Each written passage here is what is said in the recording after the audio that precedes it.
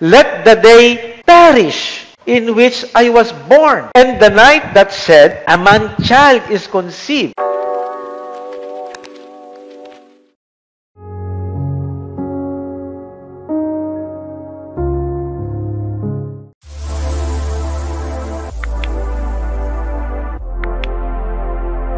Shalom everyone, session number 50, the Book of Job, part 2. So, last time, inumpisahan natin yung libro ni Job, and we ended with that visit ng mga tatlong kaibigan ni Job, na si Eliphaz, Bildad, and Zophar, na dumating to mourn with him and comfort him. They wept when they saw how great was Job's suffering. Yan. Ito yung attempt ng artist sa internet, yung suffering ni Job. Mukhang comics. Pero nakuha din yung shameful situation ni Job, no? Yung trials niya. No? Okay, so chapter 2 yun. That's what we talked about from the introduction to chapter 2. Ngayong gabi, let's begin with chapter 3. Let's now move sa ikatlong kapitulo. At dito nyo na mapansin, makikita na mag-iiba na si Job. Hindi na yung Job na kasanayan natin sa chapter 1 and chapter 2 na pious. And nung dumating ang mga sunod-sunod na pagsubok sa buhay, kasama nang nawalan siya ng mga mahal sa buhay, pati siya, tinamaan ng napakatinding sakit na brought him a lot of dishonor. No? Nasabi niya pa rin niya, if you accept good things from God, we can also accept bad things. No? The Lord has given, the Lord has taken away, blessed be the name of the Lord. So, pinupuri niya pa rin si Lord. No? Okay. But pagdating natin sa chapter 3, you get a surprise of your life dahil si Job, ang ating kaibigan na si Job, would begin to deliver a speech, and in that speech, I hope I would capture yung, kasi itong speech niya napaka mayaman sa kahulugan, but let me just say the way I see it, yung speech niya, curse, and then, na may lament. So, yung first, mahaba itong speech nito sa chapter 3, pero kung i-categorize mo, i-divide mo, you can divide them into two areas. May area na curse, and lament. So, uso-uso ang curse. No? Curse is also a form of lament. Yung sabi nga ni Pastor Rico, ang ganda ng kanyang sabi tungkol sa lament, pagsusumbong sa Diyos. No? Panaghoy, pero pagsusumbong mo sa Diyos, kung ano nangyayari sa iyo. Yung curse medyo mas mabigat, kasi talagang hindi ka lang nagsusumbong sa Diyos, medyo tinatanong-tanong mo pa rin pa ang Diyos. No? May sabi nga natin na mabibigat na salita ang nabibitawan, ang binitawan ni Job, no? So if we can see it that way, no? Yung lament naman ay pwede siyang matawag yung curse pwedeng matawag din na lament. One form, one area ng panaghoy o pagsusumbong sa Diyos, no? Well, let us see, no? See it for yourself, no? So, mayroong struktura, yung may balangkas ang speech. Hindi katulad ng mga speech ngayon na nagrarambol, no? Rambling. No? Sabi nga nila, kaya hindi ka wili-wiling pakinggan ang mga speeches. Ngayon, you know what I'm referring to? No? Hating gabi pa, yung speech, lalo na rambling pa. Hindi talaga speech, kasi ano yun? Hindi speech. Kasi speech may structure. It's a form of poetry. No? Hindi lang sa prose, but poetry. And that is what we have here in chapter 3. Yung word na curse in Hebrew ay kalal. Kaya uh, you have the word kalal, kalala, something like that, no? The sound. So, curse. Kaya ginamit ko yung word na curse. Okay? Now, let us then go to the verses. So, the first part then is a curse. Anong kinurse ni Job? Ang kanyang kaarawan. Ito na, ewan ko kung you are aware of it, pero sa Biblia, maliban siguro doon sa birthday, kapanganakan ni Jesus, no? Yung birthday ay hindi pinagdiriwang, o kung pinagdiriwang man in a negative way. Kasi, halimbawa ito, yung birthday ni Job, yung araw ng kapanganakan niya is being cursed by the birthday celebrant. And you have a similar speech kay prophet in prophet Jeremiah. We saw that also, we presented that also nung pinag-aralan natin yung prophet Jeremiah. Kinurse niya rin ang kanyang kaarawan. So, kailan pa nagkaroon ng kaarawan yung kaarawan ni Herodes, di ba? Ay ang ending nun, beheading of John the Baptist. Kaya medyo ang birthday ay hindi magandang dating. So bakit Job sinumpa niya, no? Sinumpa ang kanyang kaarawan. Kaarawan mo dapat Thanksgiving dito sa Sacred Heart Parish. Yung mga intentions sa misa pag ina-announce na divide into 3 areas. So kung mayroon kang padasal para gumaling, para healing, o kaya biyahe o whatever, safety, ang tawag dyan ay special intention. Kung namatay, repose. Pray for the soul. No? Kung birthday, nakasategori siya ng Thanksgiving, no? Pasasalamat. No? Kaya, yan, dapat Thanksgiving ito. Kaso, hindi. Job, sinumpa niya of course, in poetry, lalo pa nga kung ginamit ng poetry dito, poetic style. Remember, yung gumawa ng libro ni Job, a great poet, ay lalo pang maging kumbaga solid and or passionate yung curse niya. Kasi poetic, hindi lang siya nagkwekwento, hindi siya prose, hindi narrative, kundi poetry. So the curse is even not only artistic, but yung emotion and passion mararamdaman mo na nagbabasa. Kahit translation lang ang binabasa natin.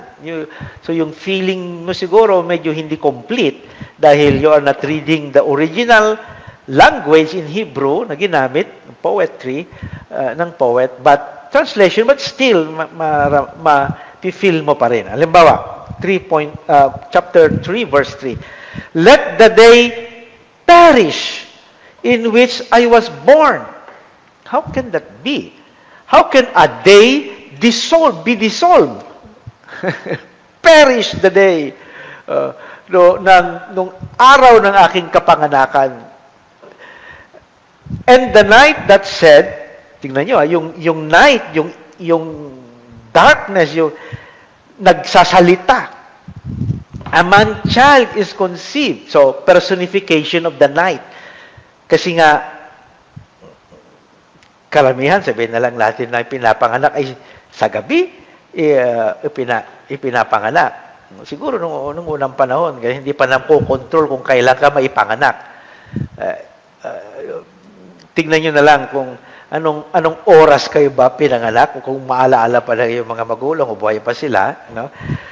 Pero yung kay Job, evening siya ipinanganak. At pag ang pinapanganak ang tao, no, ina-announce, usually yung father is announcing, behold, a child is born. Kaya yung prophet Isaiah, may announcement, behold the child, and then meron ding announcement doon sa kapanganakan ni Jesus, quoted by the gospel writer, no? Behold, a child is born today. So merong official announcement, lalo pag lalaki ang ipinapanganak. Behold, a son, no, is born today. So may pagkabaya siyempre sa mga pinapanak na mga babae, but that is of course in their culture. So ina-announce, kaya kinurse pa yun, no? Yung nag-announce na yan na gabi, na personification of the night, is also cursed. Anong in-announce niya? Notice, ha? A man-child is conceived. Man-child? Nakukonceive ba yung... This is now in Hebrew, dahil ang ginamit na word sa Hebrew is hindi, di ba, pag kinoconceive mo, anong meron doon? Di baby or nagdadala ng tao siya ng hindi pa man, meaning grown up person, no? Yun ang ginamit.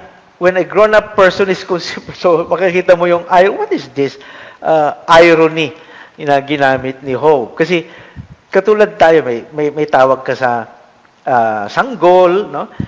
Yung sanggol, iba yung pag siya ay lumaki na, sasabihin mo, iyan ay bata, no? Tapos binata, no? Tapos mature person, sila may ganun din, no? So, pag baby, tinok, sabi nila. Pag young man, naar, yung si Abraham na inialay yung kanyang anak na si Isaac, Genesis 22, naar ang ginamit doon. So young man na si Isaac. So merong tawag nila sa ish, man, no? So but ang ginamit dito ay geber sa Hebrew. Geber, I will not write it anymore. Geber meaning, kaya yung English, man-child. A matured person is conceived. No? So, isipin nyo lang, bakit yun ang ginamit? Bakit hindi sanggol? Okay. This is poetry. You know? Then, let the day be darkness, total eclipse. No? Tinatawag ni Job na yung araw na yan na magsasaya dapat dahil naipanganak ang isang lalaki at hindi lang lalaking pinanganak, kundi man-child, Geber, no? Meaning a future hero, a future whatever. So, may God above not seek it or light shine on it, means darkness. Hindi pa satisfied si Job, tinawag niya pa yung gloom, yung deep darkness. O, talagang ibang klase. Pati clouds, no? 'Di ba yung pag mayroong ulap, lalong-lalo yung bagong ulan, talagang may bagyo, madilim na madilim. Let clouds settle upon it, and let the blackness of the day terrify it. Meaning, dapat matatakutin niya yung araw ng kanyang kapanganakan. Oh. Maganda itong speech ninyo pag kayo nagba-birthday. No? Pwede niyong hiramin ito.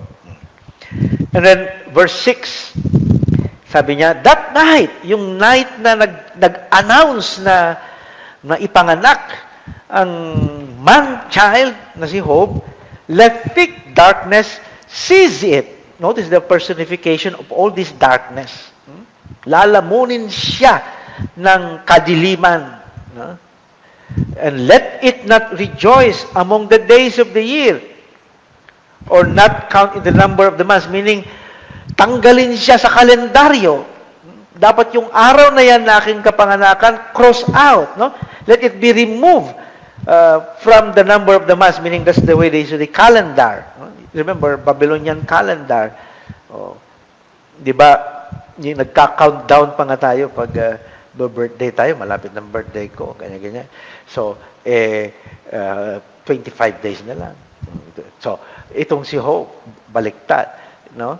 tanggalin, no? Yung araw na yan sa kalendaryo. And then let that night be barren. What do you mean be barren? Walang may papanganak sa araw na yan, no? Sa gabi na yan. Yung araw ng aking birthday, wala dapat may papanganak pa kasi that evening, that night is barren, baog, no? And so kung baog at walang may papanganak, walang joyful cry na mapapakinggan. Let those curse who curse the sea. Siguro may tradition sila na may inuutusan na susumpain yung mga kasi yung karagatan is often portrayed as the symbol of chaos.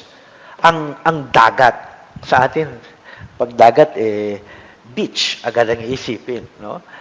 Boracay o saan man Dolomite, no? Yun yung agad iisipin mo. Pero pag sa kanila, no? Pag sea, meaning chaos, no? Talaga naman kasi subukan yung pumunta sa dagat, sa tabi ng dagat pag may bagyo. Terrible, no? So there is someone who is in charge of cursing the sea para yung sea ay manahimik. Di ba Jesus did that, no? He shouted at the sea, "Be quiet!" Sabi niya doon sa nung lulubog na yung talagang sinigawan niya. So, mayroong tradition sila na doing that. So, yung mga nagka-curse sa sea, yung mga cursers of the sea, or yung mga expert sa gising sa mga laman ng karagatan, monsters, ibig sabihin nun. So, merong word dito na Leviathan, ibig sabihin nun. One of those, kumbaga, di ba sa mga paniniwala din natin, no? Of course, it's pamahiin, sa karagatan, may mga mga sirena, may shukoy, no? Mga elements of the sea na kinatatakutan. So, ganoon din siya. Ang tawag nila dyan ay Leviathan. And, so, pati sa dagat. So, punta tayo sa taas, no? Sa kalawakan. Let the stars of its dawn be dark. Ngayon, yung mga luminaries of the sky, dapat din sila ay mawalan ng liwanag, no? At yung araw ng aking kapanganakan, wag na siyang umasa for light. Dahil wala.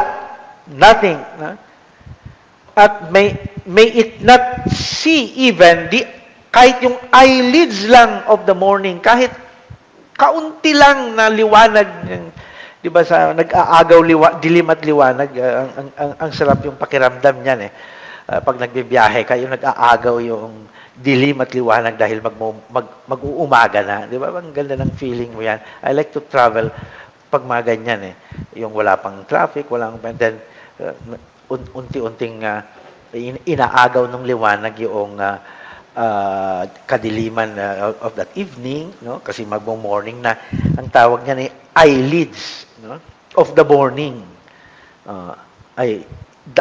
Pati daw yun ay wag siyang magpapakita doon sa araw ng kanyang kapanganakan. Bakit? Because it did not shut the doors of my mother's womb and hide trouble from my eyes. So, lalo pang i-elaborate niya ito mamaya kung bakit gusto niyang wag na lang sanang siyang naipanganak. Curse that day that I was born. Kasi it did not shut the doors of my mother's womb para hindi ako nakalabas. Kung hindi ako nakalabas, hindi ko makikita din ang trouble ang problema at maranasan itong nararanasan ko ngayon.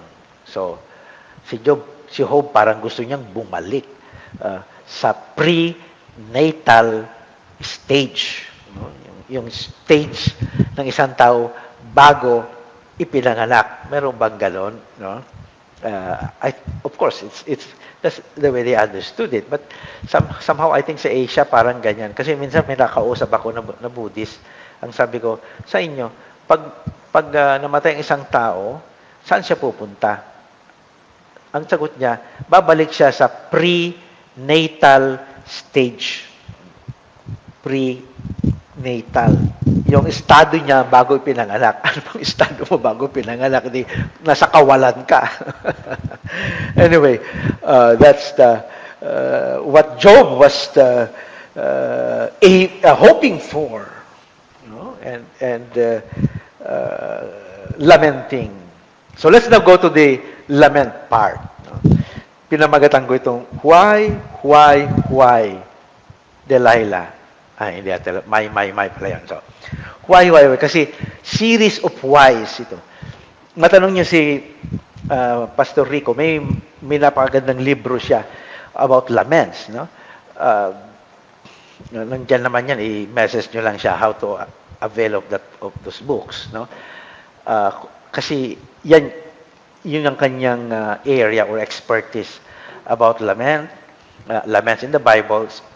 Even nakapagsulat pa nga siya ng Book of commentary on the Book of Lamentations na ginagamit ko pag nagpapaliwanag ako ng yung libro na aabutin din natin yan, yung Lamentations, hindi natin nakuha dahil pumasok agad tayo sa libro ng mga wisdom books. So, ang first part, indication ng isang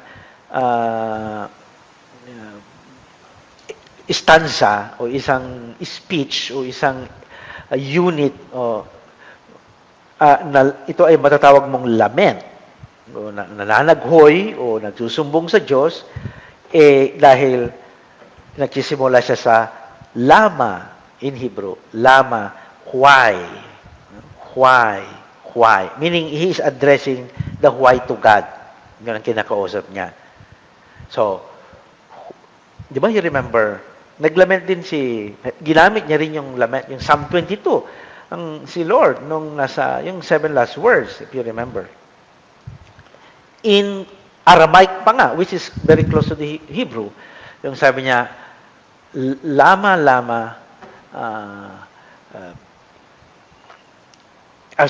Eloi, lema sabachthani. Lema sabachthani. My Lord, why lema or lama is the Aramaic, lama sabachthani. Why have you forsaken me? Okay, so let's enter now to chapter 3, verse 11, yung lament part, and the following.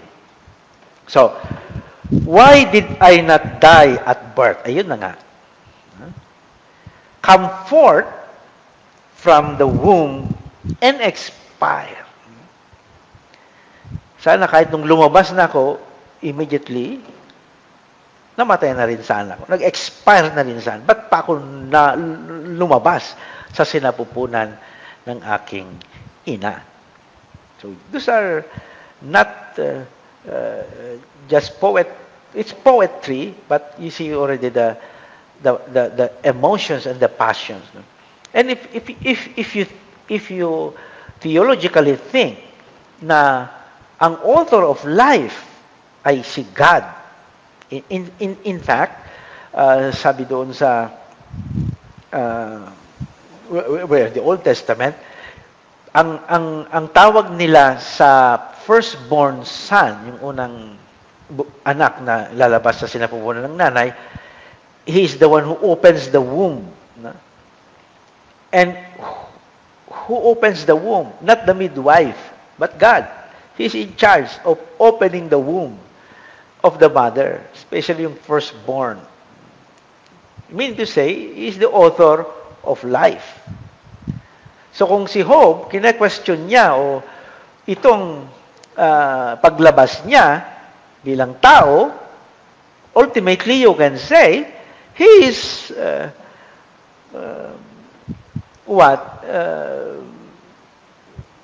questioning God. So, akala natin, di ba sa chapter 1 nito, napaka-bait niya. Napaka-masunurin siya. Let's say, humble, pious. Fear God na talagang kahit dami ng kanyang binigay na mga problema sa kanya, isasabihin niya pa rin, praise the Lord, hallelujah. Naked I came forth from naked I shall go back again. Blessed be the name of the Lord has given, the rest taken away. So, pero dito, directly or indirectly questioning the way of God. Kasi God is the author of life. He opens the womb. He is the one who opens the womb of the mother, which means during birth. Why were their knees to receive me or breast for me to suck? Two knees, ibig sabihin noon. No? Kasi yung panganganak noon is just like your two knees receiving the baby. No? Kung, di ba, may mga butaka, may mga chairs na I don't know if you know what is butaka, but usong-uso yan sa mga Ilocano homes. Pag nagre-retire ka na, tumatanda na, doon ko na papaupuin, yung butaka, and then itataas mo yung paa mo na ganyan, and then nanonood ka ng television o nagpapahinga ka, pero relax ka na. Actually, yung butaka na yan, yung origin pala niyan, ay hindi talaga pang matanda, na pang-retire na upuan, kundi birth stool, yun, birth stool para sa ina na nagde-deliver ng baby. Kasi butaka na gano'n. Kaya literally talaga yung iyong knees, ang iyong tuhod ay tatanggapin niya yung baby. Kaya ito, notice the poetry, why were their knees to receive me? Bakit meron pang mga tuhod na yan, dalawang tuhod na yan, na tumanggap sa akin? Sana nahulog na lang ako. Something like that. Pagkalabas niya, nahulog na lang sana, wala na lang sanang birth stool para dead ball na siya. Yan. 13, verse 13. Now, sabi niya, now, kung ganun nangyari, I would be lying down and at peace. Saan ang problem? I would be asleep, I would be at rest. Kung gano'n ang nangyari.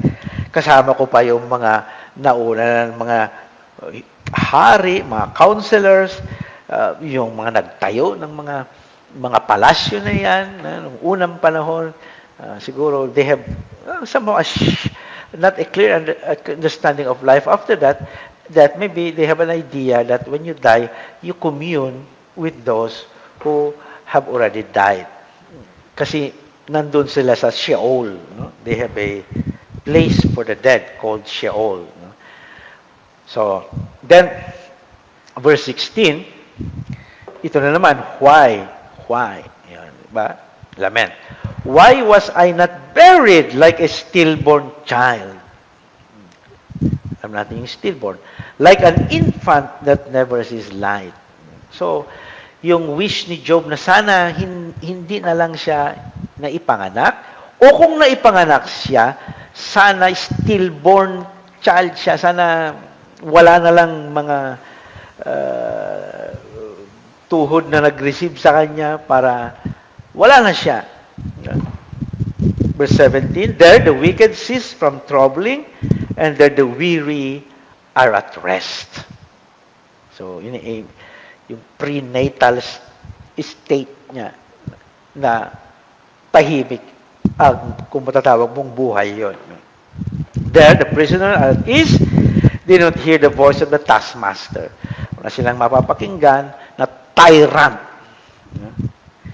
Na uh, na diktador, no? O nakakatakot na tao na nag-uutos sa kanila na patayin. This is the voice of the taskmaster na oppressive. Katulad yung taskmaster sa panahon ni Pharaoh, di ba, na nag-oppress sa mga Israelita bago sila pinalaya ng Diyos sa libro sa Exodo. So, the voice of the tyrant. Tignan nyo, nung walang panahon, takot na sila sa tyrant's voice. Ngayon, i-elect pa ninyo. Anyway, the small and the great are there, and the slaves are free from their masters. Another why. Why is light given to one in misery, and life to the bitter in soul? Who long for death. No, tignan mo si Job, death wish, tawag dyan. Okay. But it does not come. He likes to die now, di ba? Pero he will not commit suicide. No, that's no here, no? Death wish. Minsan, di ba, nasasabi rin natin yan, no? Pagdating ng sana Lord, tama na ito. No? So, a sense of self-surrendering everything, but it's not really committing yung to the point of destroying yourself. Yung natawag natin na pagpapakamatay. Hindi yun ganun eh. But this is yung death wish, tawag dyan. And Job experienced here that death wish. Okay? And sinabi niya pa, siya nagre-rejoice na siya kasi meron na siyang grave, no? Meron siyang paglilibingan. Why is light given to the one who cannot see the way anyway, from whom God has fenced it? So, lament. No? And then verse 24. This one, kinukot sa mga prayers. For my sighing comes like my breath. Ganda, no? Yung pagkain mo na araw-araw, buntong hininga. Ibig sabihin, mula pananak ka hanggang mamatay ka, buntong hininga na. Puro trouble, puro problema, no? Puro paghihirap, no? Puro groanings, pouring out like water. Diba? Diba pag may napabuntong hininga lang, mapapansin nyo agad, may problema ka?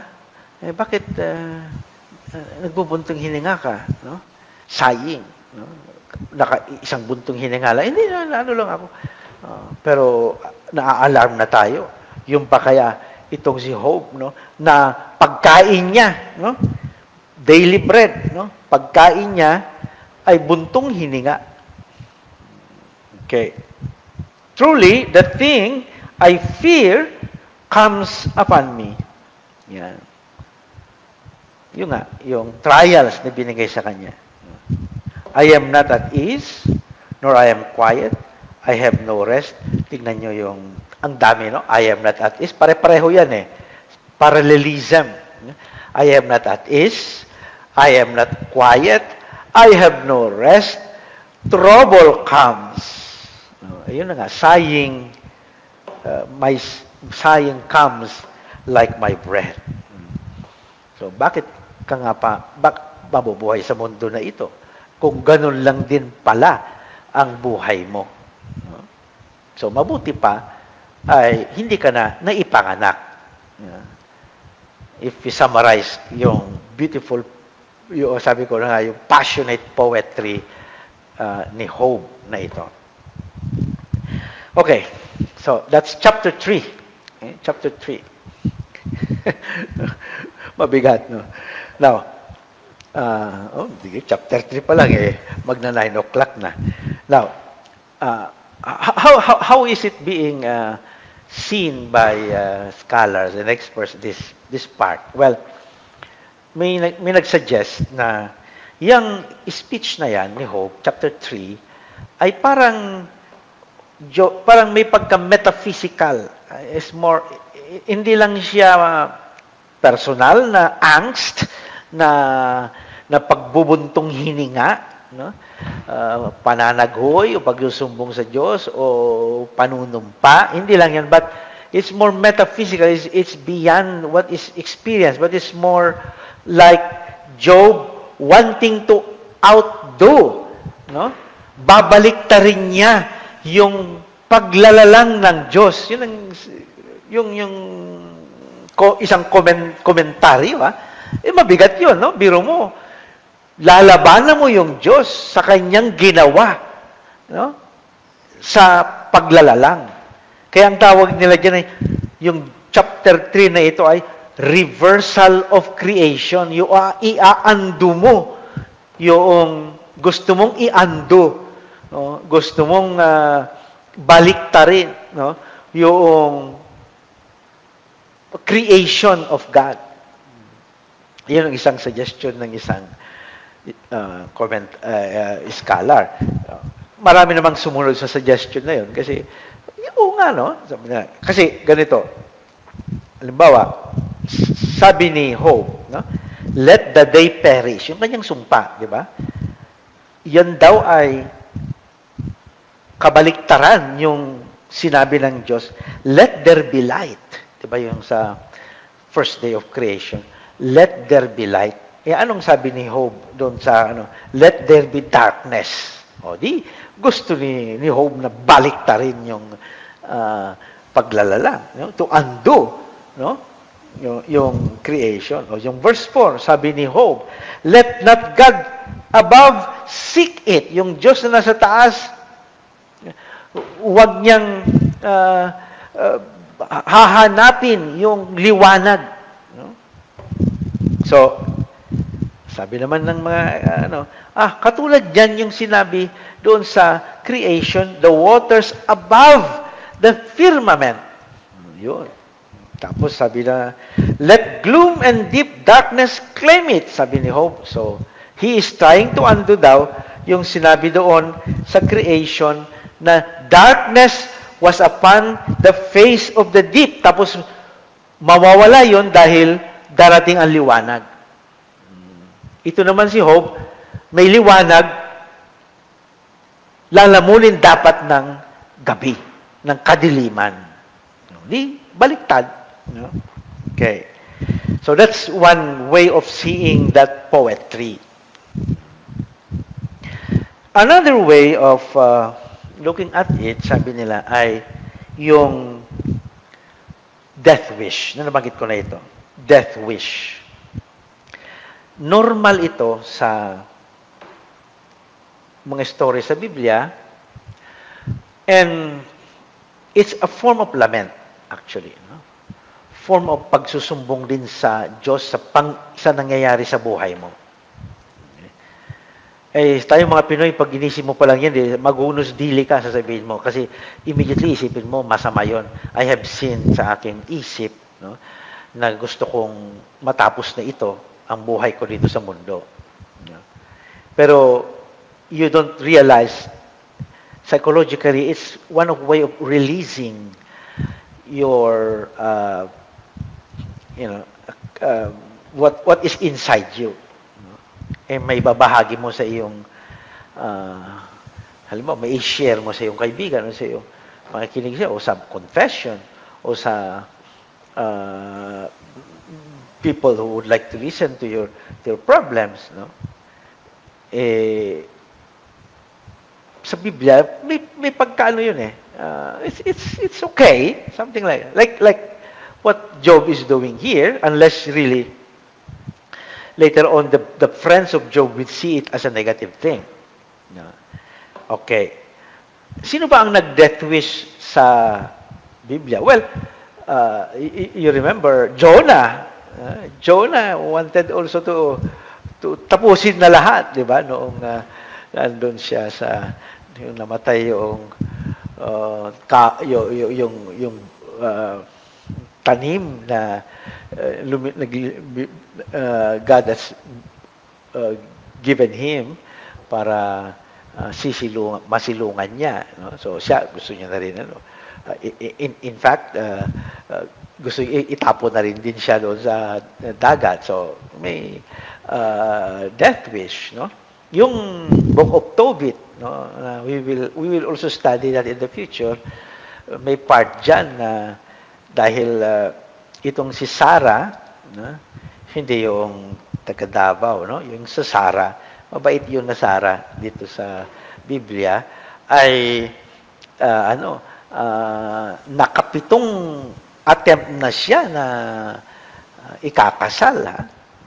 And on that night na ikakasal na sana, the following day, namamatay ang groom. No? Sino pang gustong maging groom pag ganon? 7 already. No? So, may curse. May curse. Doon sa itong libro ni Tobit, yung libro na yun, Tobit. So, to the point na pati yung si Sarah, she already wished to end ang kanyang buhay. No? So, may prayer siya na gano'n. Death wish. No? And furthermore, you can even enumerate more examples. No? Si Hagar, si Ismael, no? Nung tinaboy sila, nasa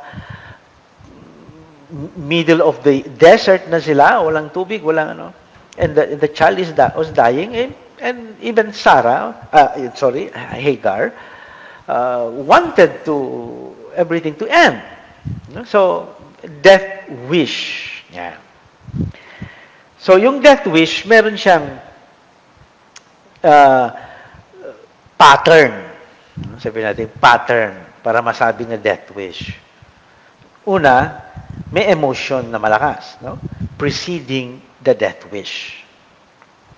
At kung kukunin natin na ehemplo, yung speech ni Job sa chapter 3, yun yung sabi doon sa beginning, sa first verse, Job opened his mouth and cursed his day. Kalal. Strong words, no? Strong words of emotion and passion. He opened his mouth and maybe, I don't know how, nakakaring naman tayo ng curse gabi-gabi ata. So, pakinggan nyo na lang yung curse na ganun, pero ibang klaseng curse yun. Malas yun na curse. Ito, it's a religious form of communicating with God. Then, number 2, the death wisher addresses God. So, may Eloah, may may God not seek it. So, ang dami niya, it's being addressed to God. Yeah? And, number 3, then there's the statement of death wish. So, kita nyo yung sa verse 11, why did not I die from the womb? Why did I emerge from the belly and not expire? So, statement of the death wish. Then, number 4, reason for the death wish. Bakit? Nasabi niya yung ganon. Because he did not shut the doors of my womb, nor conceal trouble in, this one is the mother's womb, nor conceal trouble in my eyes. No? He did shut the doors of my mother's womb, nor conceal trouble, nor hide trouble in my eyes. So, may reason for the death wish.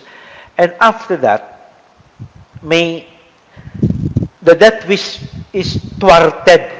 No? Hindi matutuloy dahil may divine intervention.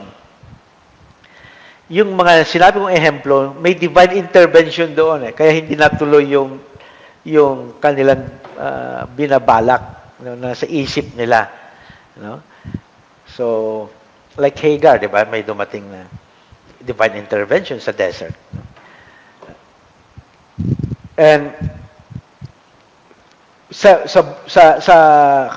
in the case of Job, walang divine intervention sa chapter 3, but ipoprolong pa, bibitinin niya tayo no? Yung divine intervention will come towards the end of the book, in chapter 38, out of 42, chapter 38, when God or Yahweh ay sasagot siya, no? Answers Job mula sa storm o mula sa whirlwind.